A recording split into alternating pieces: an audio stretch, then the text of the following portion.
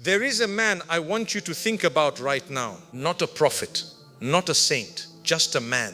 An ordinary man who woke up one morning and decided, today, before I touch my phone, before I speak to anyone, before I let the noise of this world find me, I am going to spend the first few minutes of this day with my Creator. That was it. Nothing dramatic, nothing public, just a man and his Lord in the quiet before the world woke up. 3 years later, his marriage, which had been on the edge of collapse, was restored. His business, which had been bleeding for 2 years, turned around. His children, who had stopped talking to him, came back. His anxiety, which had been so severe he could not sleep without medication, began to lift. The doctors could not fully explain it. The therapists gave themselves credit they did not entirely deserve. His friends said he had changed. He had, but not in the way they thought. He had not become smarter. He had not read more books. He had not attended more conferences or upgraded his lifestyle or changed his circle or moved to a new city. He had simply started his mornings with the remembrance of Allah, and everything changed. Now, I know what some of you are thinking. You are thinking, that sounds too simple. That sounds like something a motivational speaker says to sell you something. You are waiting for the complicated instruction, the 6-step system, the paid course, the secret method nobody told you about. But this is not that. This is something far older and far more powerful than any system any human being has ever designed. And when I tell you what the morning remembrance of Allah actually does, scientifically, spiritually, psychologically, and practically, I need you to truly listen. Not with the surface of your mind, with the depth of it. Because what I am about to share with you is going to reframe your entire relationship with your mornings. And your mornings, as you will come to understand, are not just the beginning of your day, they are the foundation of your entire life. Let me start with something most people completely misunderstand about remembrance. Most people think the remembrance of Allah is a religious ritual, a box to check, something you do to fulfill an obligation, like paying a bill or attending a required meeting.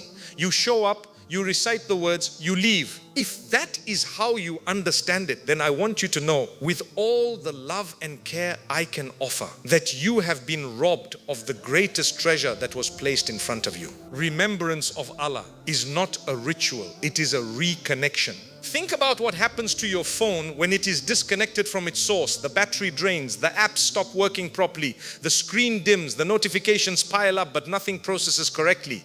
Everything starts to malfunction in small ways you barely notice at first, and then in large ways you cannot ignore. That is what happens to a human soul that goes days, weeks, months, sometimes years without genuinely reconnecting to its Creator. The soul was not made for disconnection. It was made for proximity. It was made to orient itself toward its source, the way a compass orients toward north.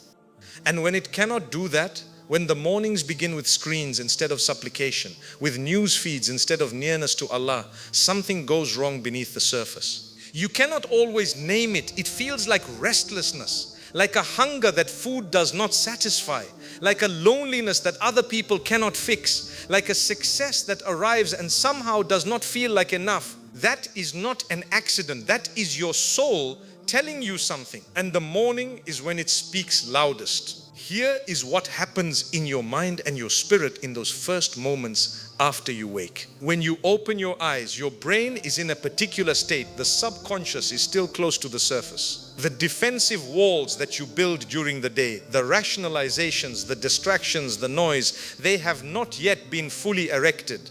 You are in those first minutes more open, more permeable, more genuinely yourself than at almost any other point in the day. This is precisely why the morning remembrance is so powerful and why it is so important to protect that window. Because whatever enters your mind in those first moments sets the tone for everything that follows. If what enters is dread, the immediate scroll through bad news, the weight of unresolved problems, the crushing reminder of everything on your plate, your nervous system begins the day in a state of threat. And when the nervous system is in a state of threat, it cannot think creatively. It cannot be patient. It cannot be generous. It operates in survival mode.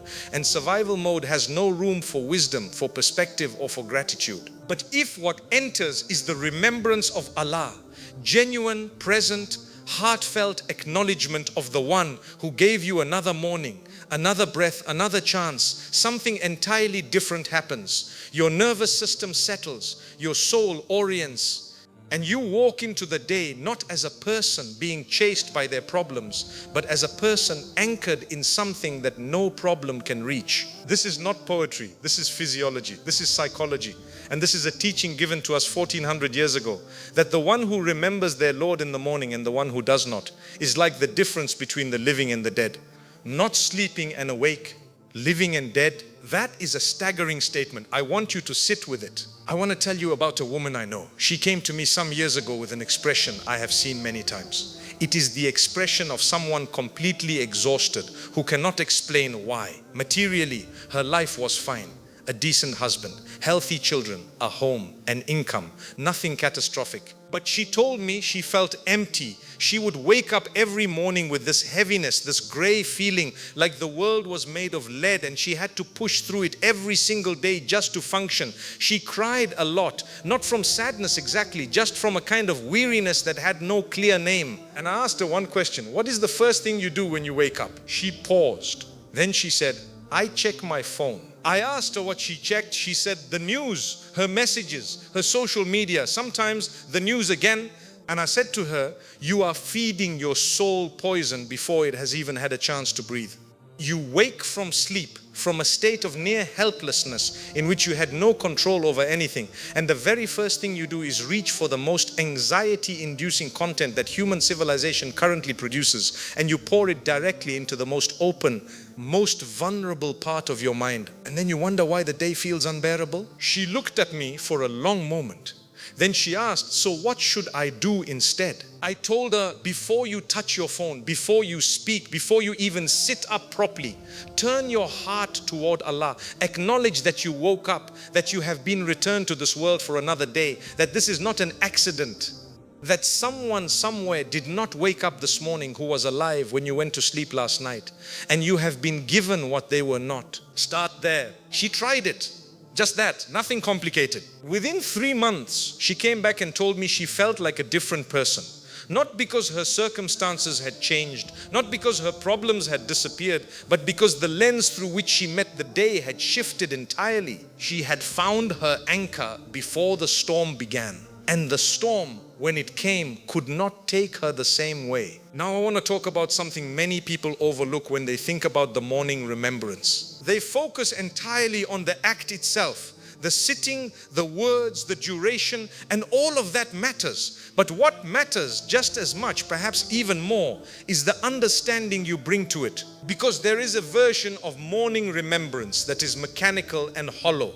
And there is a version that is alive and transformative. And the difference between them is not the words. The words can be identical. The difference is the understanding. So let me give you some of that understanding. When you begin your morning with the remembrance of Allah, you are reminding yourself who you are. This sounds simple, but it is the most important thing a human being can do.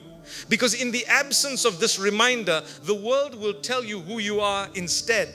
And the world's version of you is built entirely on what you produce, what you earn, what you look like, what other people think of you, and whether you are succeeding by whatever metric is fashionable right now. The world's version of you is fragile. It rises and falls with your performance. It is destroyed by failure. It is dependent on external validation. It cannot survive hardship because it was never built on anything real. But when you begin your morning by turning toward Allah, you access a version of yourself that is not performance-based.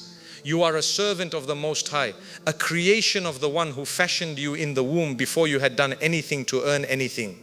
You are loved not because of what you produce, but because of what you are. That identity is unbreakable. And you need to remind yourself of it every single morning. Because the world will spend the entire day trying to replace it with something weaker. Let me speak now about a phenomenon I have observed across decades of listening to people, counseling people, hearing the struggles of believers from every corner of the world. The people most devastated by hardship are almost universally people who lost their connection to their mornings. Not always deliberately. Sometimes it happened gradually. A busy season at work, a difficult period at home. The habit slipped. The day started later and louder. The mornings became about catching up instead of connecting. And slowly, without anyone noticing it happening, the person became unmoored. Unmoored means disconnected from your anchor. It means you are floating, drifting, subject entirely to whatever the wind and the current decide to do with you that day. When you are unmoored, every small problem feels catastrophic because you have no fixed point from which to measure it. Every difficulty feels permanent because you have lost access to the perspective that comes from genuine proximity to the eternal. I have sat with wealthy people who were unmoored and watched them fall apart over things their former selves would have handled easily. I have sat with people facing tremendous external pressure who were anchored, who began their mornings right, and watched them carry weight that should have crushed them with a calmness that could not be explained by their circumstances. The difference was not their bank accounts, not their intelligence or their support networks or their luck. It was their mornings. Here is something I want you to understand about the nature of remembrance itself and why the morning is its most powerful time. When you remember Allah in the morning, you are not informing Him of something He did not know. He knows. He knows before you think it. He knows before you form the intention to think it. The remembrance is not for Him, it is for you. It is for your heart. Because the human heart, unlike the mind, does not operate primarily on information. It operates on orientation. It needs to know where it is pointing. It needs a direction. And left to its own devices, without deliberate reorientation every morning, it will drift toward whatever is nearest and loudest and most demanding. Usually, that is the world. The world is endlessly demanding. It has 1,000 fingers and it reaches for you before you have even properly woken up. Your responsibilities, your fears, your ambitions, your comparisons, your unfinished conversations, your unpaid bills, your unread messages, they are all waiting at the edge of consciousness, jostling for your attention the moment your eyes open. If you do not orient your heart before you let them in, they will orient it for you toward anxiety, toward scarcity, toward the illusion that your worth is tied to your productivity. But if you orient your heart first, if you turn it deliberately toward the one who is above all of this, who existed before any of your problems existed, who will exist after every difficulty you are facing has become ancient history, then when the world's demands arrive, you meet them from a completely different position. You meet them as someone who has already been reminded of what is real, and that changes everything about how you respond. Now, I want to take you somewhere deeper, because there is a dimension of the morning remembrance that goes far beyond what most people think about, and I believe it is one of the keys to why it changes lives the way it does. The morning remembrance is not just about your relationship with Allah, it is about your relationship with yourself. One of the most destructive forces in a human life is the feeling of being out of control. Not just circumstances being out of control, everyone faces that, but the internal feeling of being swept along by events, of reacting rather than responding, of living in a state of constant emergency management where you are always catching up and never actually leading your own life. This feeling is epidemic in the modern world. It has 100 causes and 1,000 symptoms, but one of its deepest roots is the absence of intentionality in the morning. When you do not begin your day with intention, when you allow the morning to be seized by the urgency of the external world before you have had a chance to settle into your own center, you hand over the leadership of your day to whoever and whatever is loudest that morning. Your day happens to you instead of you happening to your day. But when you begin with the remembrance of Allah, something shifts. You have made a choice before any external demand required you to. You have exercised your will before the world had a chance to override it. You have established in the very first conscious act of your day that you are an agent, not a passive recipient of whatever the day decides to be. That one act of intention ripples forward. It changes the quality of your decisions. It changes the way you carry yourself in difficult conversations. It changes the standard you hold yourself to when no one is watching. Because you began the day by orienting yourself not toward the world's opinion of you, but toward Allah's knowledge of you. And that is a completely different foundation. I want to address something that comes up often, because I hear it so much and I want to honor the difficulty behind it. There are people listening who will say, I know I should do this, I know it matters, but I cannot seem to make it happen consistently. I try for a few days and then something breaks the pattern and I fall back into the old way. If that is you, I want you to know this is not a sign that you are spiritually broken. This is not a sign that the practice is not for you. This is not a sign that you are failing. This is simply what it looks like when a human being is in the process of building something real. Real things are not built in a day. The muscle of spiritual discipline is like every other muscle. It strengthens through consistent use and weakens through neglect.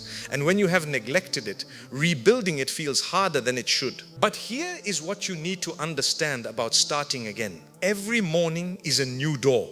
Not a continuation of yesterday, but a new opening. The mercy of Allah is not diminished by yesterday's failure.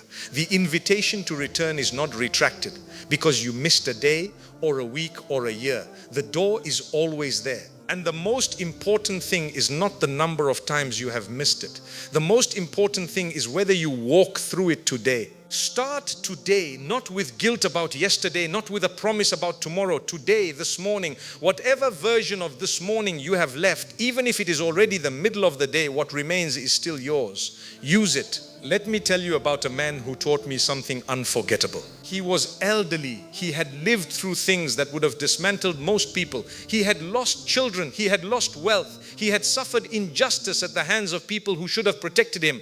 And yet when you sat with him, there was something impossible to describe. A stillness, a warmth, a deep abiding okayness that seemed impervious to circumstance. I asked him once what his secret was. He thought about it for a while. Then he said something I have never forgotten. He said, I have never allowed the world to be the first voice I heard in the morning. Not once, not in 60 years. Before anyone spoke to me, before any news came to me, before any problem found me, I found my Lord first. And once I found him, nothing that came after that could make me lost. I found my Lord first. And nothing that came after could make me lost. I have carried those words for years. I share them with you now, not as a quote to post, but as a reality to live. Because that is what we are talking about. Not a practice that makes your morning slightly more pleasant. A practice that makes you unlosable, that builds into you an orientation toward the permanent that cannot be shaken by the temporary. That connects you to a source of steadiness that does not go up and down with the market or the news cycle or other people's behavior. Now, I want to speak to the person who has been far from this practice for a long time, maybe for years. Maybe so long that the idea of it feels like something from another version of yourself, a version that felt simpler than who you are now. I want to speak to you very directly. It does not matter how long you have been away. The distance you feel is real. The rustiness is real. The awkwardness of turning towards something you have not turned toward in so long is real. I am not minimizing any of it. But I need you to understand something fundamental about this particular relationship. Human relationships decay in proportion to neglect. If you ignore a friend for 10 years, the friendship has likely died. If you have been absent from a job for a decade, you cannot simply walk back in and pick up where you left off. But this relationship is different in the most important way, because the one you are returning to has not moved. He has not grown cold or resentful or impatient. He is not standing at the door with a list of your absences, waiting to confront you before he allows you back in. The door is open. It has always been open. It will always be open. And the return, the genuine, humble, present return, is itself one of the most powerful forms of remembrance that exists. The one who comes back after wandering, who returns with their real self and their real regrets and their real longing, this person is met with something extraordinary, something that should undo every lie that kept them away. Return, just return. This morning, with whatever you have, here is something I think about often and believe is one of the most overlooked truths about morning remembrance. When you make this a genuine, consistent part of your life, you are not simply adding a practice to your routine. You are fundamentally changing the lens through which you interpret everything that happens to you. This is enormous. Human beings are meaning-making creatures. We do not experience events neutrally. We experience them through interpretive frameworks, through lenses built over time by our beliefs, our fears, our values, and our relationships. And the lens through which you interpret an event determines almost entirely how that event affects you. The same circumstance, a job loss, an illness, a broken relationship, a financial setback, can destroy one person and deepen another. The difference is almost never the severity of the circumstance. It is the lens. The person who has been consistently anchoring their mornings in the remembrance of Allah has, over time, built a lens of trust. Not naive trust, not the kind that pretends difficulties are not real or that pain does not hurt, but the deep, tested, experiential trust of someone who has shown up morning after morning and been met, who has brought their worries to the one who holds the unseen and been given not always the answer they wanted, but always the peace that passed their understanding. The trust does not make hardship disappear, but it changes what hardship means. When a person with no anchor loses something important, the internal narrative is, I am being destroyed. The universe is against me. There is no reason and no hope and no trajectory except further loss. When a person anchored in their mornings loses something important, the internal narrative is different. Not easy, not without grief, but different at the foundation, because running beneath the grief is a thread of knowing this did not happen outside of a plan I cannot see. The one who took this from me knows what he is doing. I have trusted him before and found that trust vindicated. I will trust him again. That difference is the difference between devastation and resilience, and it is built over months and years in the mornings. Let me give you something practical, because I believe in meeting people where they are, and I know some of you are looking for a place to begin. The morning remembrance does not require hours. It does not require expertise. It does not require a specific setting or an elaborate ritual. What it requires, the only non-negotiable thing it requires, is that it comes before the world, before the phone, before the conversation, before the to-do list, before the news, before the plans for the day take over the space of the morning. That is the line. Everything else can be adapted. Begin the moment your eyes open, before you sit up, before you reach for anything. Let the first thing that happens in your conscious mind be the acknowledgement that you are here, that you were kept through the night, that this morning was not guaranteed, and yet here it is given to you. Let that be the first thought. Let it be followed by gratitude. Real, specific, genuine gratitude. Not a formula, a feeling. What are you grateful for this morning? Name it. Your list. The specific mercy in your specific life that only you can see and that you may have been walking past without properly noticing. Then bring whatever is in your heart, not polished language, not eloquent petition, whatever is actually there.